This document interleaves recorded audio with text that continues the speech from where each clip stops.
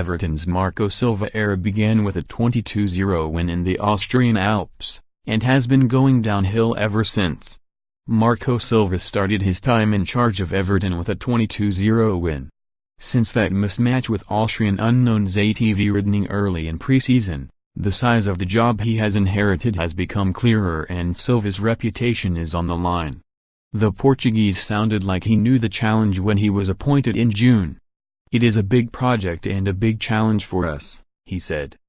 Big project barely does justice to the scale of the problem.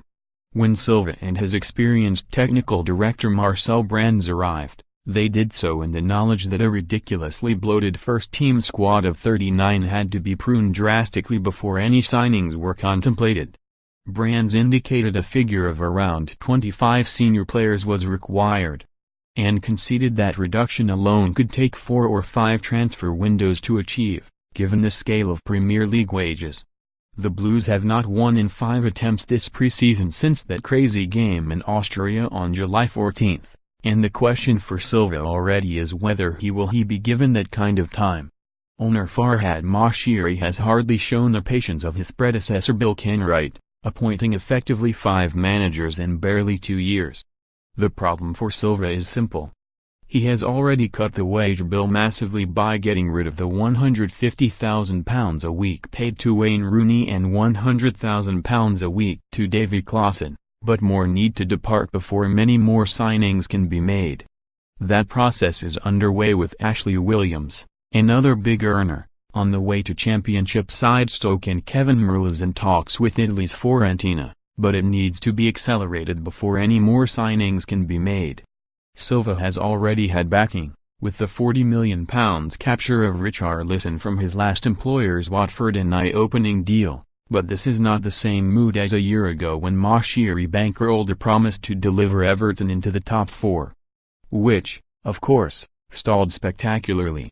Now, the owner realizes he can't continue with a program that saw the wage bill almost double in his first 2 years in charge, and signings such as Sandro and Yannick Bolasie on crazy money that failed for different reasons.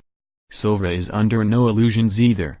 He knows there will perhaps only be a centre-half to join Richarlison and full-back Lucas Digne, and he realizes that will bring pressure as he works with a squad that was exposed last season even while finishing 8th after Sam Allardyce replaced the sacked Ronald Koeman.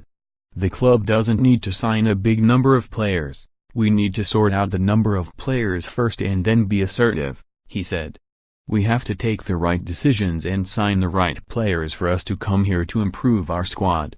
We know that takes time, and we know it is not the perfect situation. We have a base here and for sure we will keep analyzing. We have 38 players in our squad at this moment, and that brings pressure. Of course that is a big challenge because this club has a big history, so there is expectation. But me and Marcel know what is required. It is clear for us what we need.